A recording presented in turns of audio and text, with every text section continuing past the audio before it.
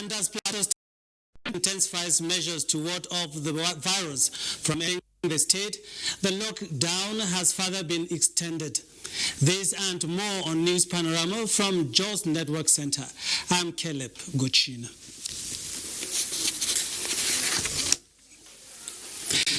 The National Center for Disease Control has reported 34 cases of COVID-19 as at 11:20 p.m. 15th April 2020.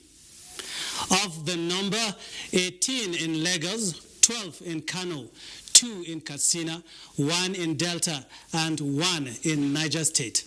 With this update, Nigeria now has 407 confirmed cases of COVID-19.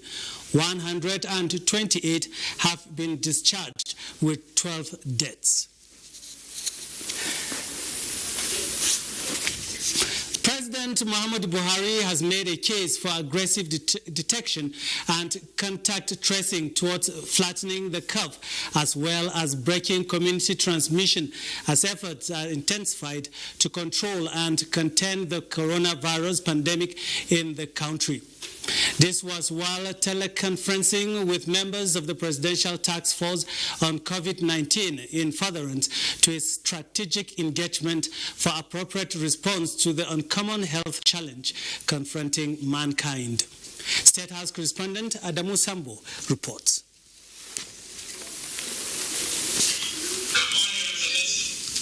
Very good morning. This is the first formal interaction between President Muhammadu Buhari and the NTA members of the Presidential Task Force on COVID-19, established, amongst others, coordinate multi-sectoral and intergovernmental approach towards containing the global pandemic.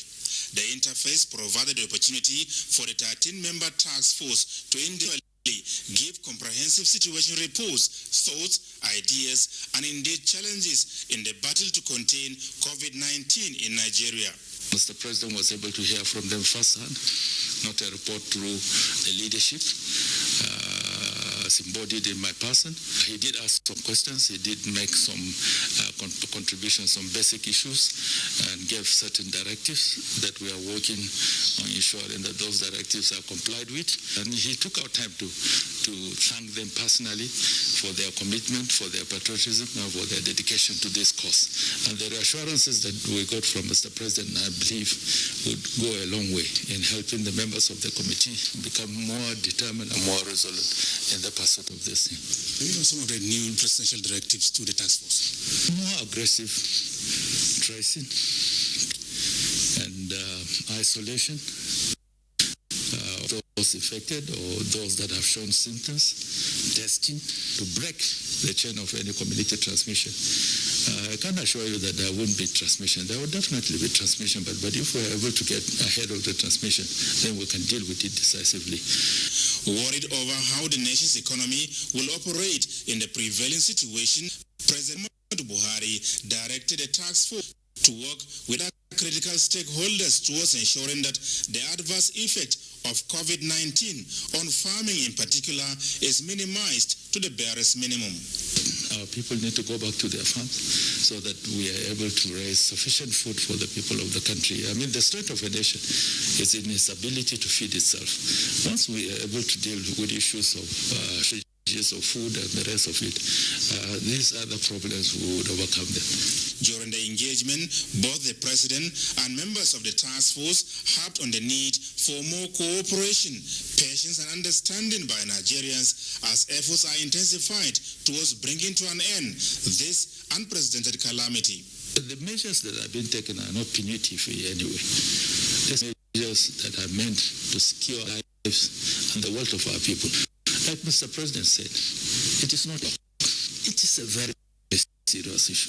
But there's no time to play games. We're dealing with an unseen enemy that is vicious, that spreads fast, and that does not respect of any protocol. So our people will need to understand that everything Mr. President has put in place is for the good of our people and of our nation. And collectively, I believe, if we cooperate with the government, and the processes and the protocols that have been put in place, I can assure you that we will be able to break the transmission and flatten the curve. The chairman of the Presidential Task Force on COVID-19, Boss Mustafa, said although adequate preparations have been made for the worst-case scenario, at the instance of President Muhammadu Buhari, looking at situations in other parts of the world, it is the president's prayer that such facilities are never put to use for the coronavirus pandemic. From the State House, Adamu Sambo, NTA News. With the increase in cases of COVID-19 with Nigeria, a cross-section of prominent citizens in Jos have commended the Plateau State government for taking measures at preventing the spread of the disease in the state. Ekemeren Kaneng-Ladoja reports. Some of the measures taken by the Plateau State government to stay and work from home are for civil servants from grade level 1 to 12, the shutdown of primary to tertiary educational institutions, closing of exits and entry points into the state, the lockdown of the state for 7 days, and final contamination of the state. These informed minds say this by the Plateau State government are commendable, as the government has put the people first. Action has been taken, even the fumigation itself, was one that was done in a very magnificent way. To a large extent, we can give him the credit that he's trying his best on that kind of a level. When it comes to media, when it comes to the lives of people, you can't really have a guessing situation. I could say that the government has tried and it is trying to do the bit it can within its limited resources to see if it can actually curb the spread of the pandemic. The lockdown was necessary as this minimized the movement of people into Plateau State, especially during the Easter celebration, they explained, but held that certain strategies should have been put in place first. What lessons can be learned from the COVID-19 pandemic as well as the lockdown? In any case, be it headache, whatever, for whatever reason you need to access hospital within these 7 days, it should have been for free. Humanity always wins. Once we are coordinated and united, once we forget where we come from, once we forget our religious lines, our political lines, our regional lines, we overcome anything at all. For this group of Nigerians, they are of the view that as little drops of water makes the mighty ocean, so little acts of kindness by Nigerians towards each other will make this period bearable, as well as adhering to government's directives and that of medical practitioners, which will be the best way to beat COVID-19. In Jos, Ekemeren Kaneng-Ladoja, NTA News. Governor Simon Lalong has relaxed the total lockdown in the state by 4 days, beginning 11 p.m. Wednesday, 15th April 2020 to 12 midnight of Sunday, 19th April 2020. The break of 4 days is to allow people to restock their homes. All illegal street trading, street hawking, and begging are prohibited. The illegal Sunday markets on Ahmadu Bello Way, Ukur and environs remain banned. Social joys, nightclubs, drinking parlors are to remain closed, while restaurants are advised to prepare takeaways for their customers to avoid overcrowding. Motor parks are to capture and track, including contacts of all inbound and outbound passengers, as well as adhere strictly to social distancing and mass gathering prohibition order, as well as hygiene regulations. Those taken abed are to abide by the restrictions on the number of passengers to carry, which have been spelled out 1, 4, and 6 respectively. Places of worship are to strictly adhere to the 50 persons while maintaining social distancing and hygiene regulations. The total lockdown resumes on Monday night to Thursday, 23rd April 2020. The governor says the restriction on of all markets remain, except those food items, pharmaceuticals, and cooking gas.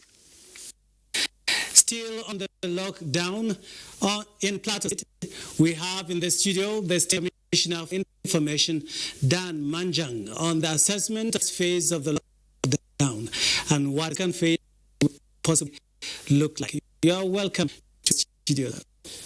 It's my pleasure. Good afternoon. Could you just tell us, I'm sure you've had listeners trying to see that the whole exercise went well. So tell us, how did it go?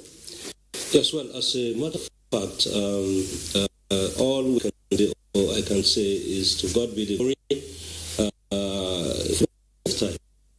have said it times we are normal, and I repeat that people first, irrespective of affiliation, irrespective of religion and tribe, are speaking one voice. They are speaking one voice. They are supporting the government of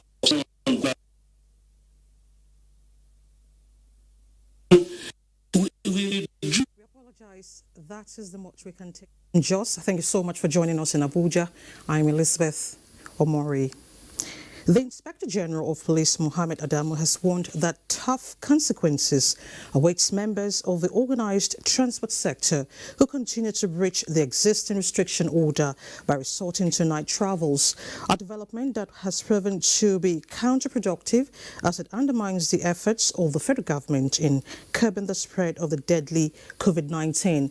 Consequently, the IGP has directed commissioners of police to ensure full implementation of the restriction order, especially as it relates to night travels, without being unmindful of categories of exempted persons and the fundamental human rights of Nigerians.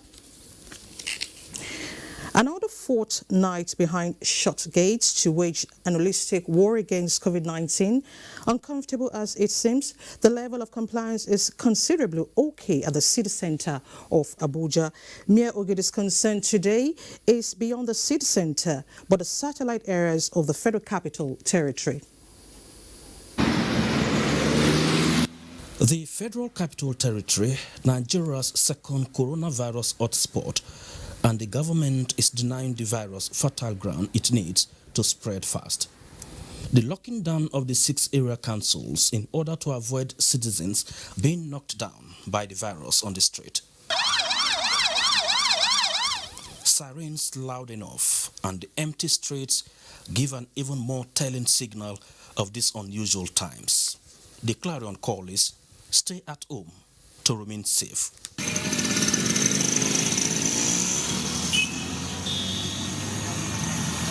Lockdown in its true definition here in Buhari area of the FCT, major streets barricaded, not for a construction work, but as a barrier against the virus in killing mode. In Dusi, Gwagwalada, Kwali and Kuje, it is a different world in these locales.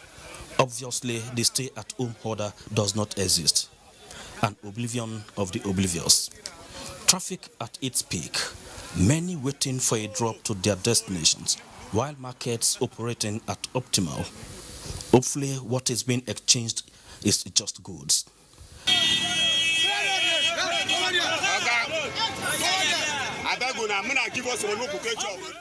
In Zuba, youths in their numbers along major roads making appeals for assistance as the lockdown bites harder. For the government, the choices and sacrifices we make today will determine the duration of stay of the virus. For us, its quick eviction is of utmost importance. Mayor Ogede, NTA News. As part of efforts to strengthen enforcement of the containment of coronavirus pandemic in Ondo State, the state government has imposed a curfew from 7 p.m. to 7 a.m. indefinitely to resist community transmission. The state governor also directed that any offender of interstate point of entry order, among other measures, be prosecuted. Olajide Bello, who monitored level of compliance in the state capital, reports that members of the public have been reacting to the government's decision to curtailing the spread of the virus. Announcing imposition of the curfew, Governor Oluwarotimi Akeredolu, who described the new case as tragic and unfortunate, having been linked to a medical practitioner who in the line of duty contracted the virus from the index case, said the curfew is intended to manage community transmission of the disease in the state. It is clear from this particular case that unlike the previous two, which were conveyed from outside the state, the current case is within a state. This has a tendency towards community transmission. The governor frowned at what he called carefree attitude of some people by disregarding various preventive measures put in place by government in curtailing the spread of the virus, saying government will take some decisive measures to enforce compliance. Arrest and detention of individuals found to have breached government directives on restriction of movement of persons and goods. In the meantime, mixed reactions trail the imposition of the curfew, as some described the development as a constraint to their means of livelihood, while others viewed it as a welcome development. I'm a Okada man, understand? It still affects me. Before, I used to gather like 3,000 before. For now, it's very difficult to me. I said, I just win my living for a day. Then when I start by 7 a.m., I close by 6 p.m. So you understand? So it's not affecting me. Patrol of the various boundaries of the state with neighboring states have been strengthened as adequate records of those entering the state are being taken to facilitate easy tracing while vehicular movements are restricted. However, stakeholders have called on governments to heighten its enforcement at the state entry points to check illegal movement. This morning, some commercial vehicles from Ibadan entered Akure, loaded and went back. Government should pay more attention to the borders. Shops and markets, especially in Akure and other major towns, remain closed to business in line with government directive. However, makeshift markets have sprung up within the metropolis to serve as alternatives. From Akure, Olajide Bello, NTA News. You're watching Panorama on NTA. Let's take a break now. More to come when we return.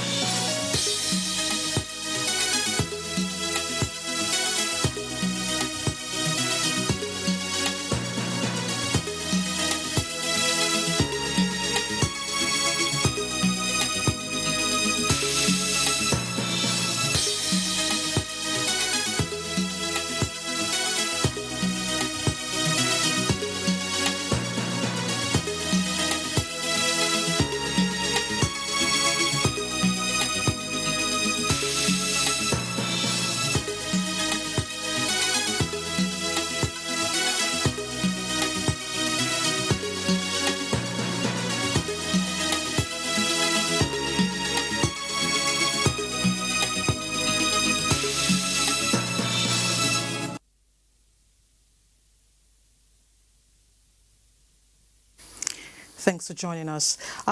We had to cut off from our studio in just due to a technical hitch, but now the studio is ready, so let's join the conversation between Caleb and the Commissioner of Information, Plateau State.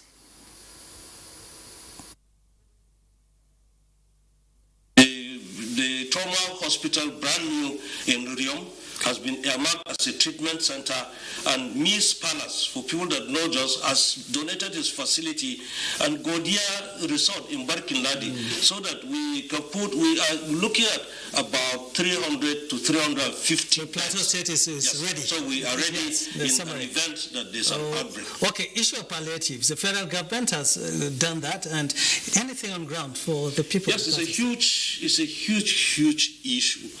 I wish you didn't bring it. It's a huge issue. What we have said is that it is practically impossible for government to feed people, but for palliatives, the measure that His Excellency, the Governor of Plateau State, has taken to show the world that it is that serious is that he has constituted a committee to look at that issue, and the committee is headed by the Deputy Governor, His Excellency Professor Sonny Gwanle Tioden. And so we are working on that, but it has to, the Governor in his speech spelled out clearly people that are supposed to get these palliatives. And it will interest people to know that everybody has now resorted to being indigent. Everybody is talking about palliatives. Oh, yes. And that was why His Excellency, the Governor, stated clearly people that will benefit. And let me say, Plateau people, during the first phase of the lockdown, we are happy that Plateau people demonstrated the love for one another. They took care of one another because at that time, nothing had been released. And they survived. How did they survive? They must have survived because they were able to take care of one another. But as I'm talking to you, Palliatives, companies have assisted, NASCO has assisted, Grand Series has assisted, individuals have assisted, monies have been given by individuals and banks, UBA particularly 28.5 million naira.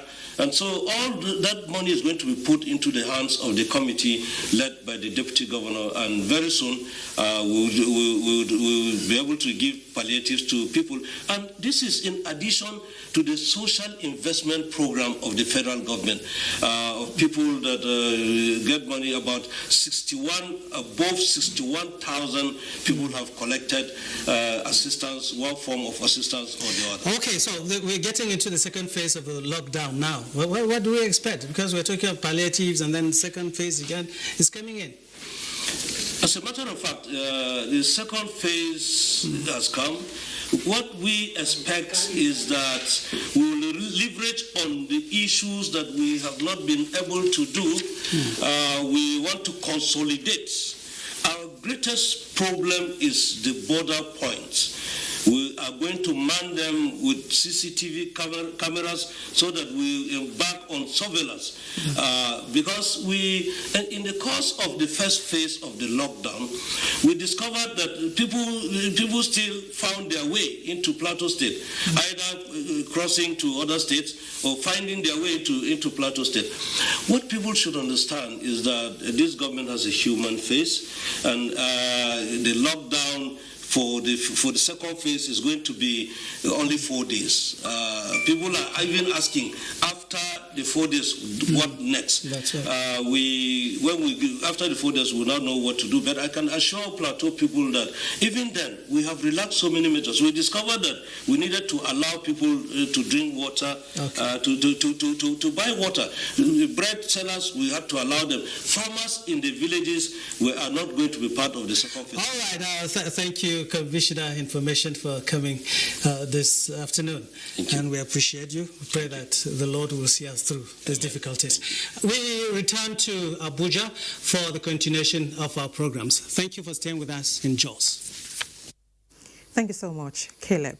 Now let's talk sports. Sports administrators see brighter days after COVID-19. Kene Imabudike brings us details of this and more on Sports Updates.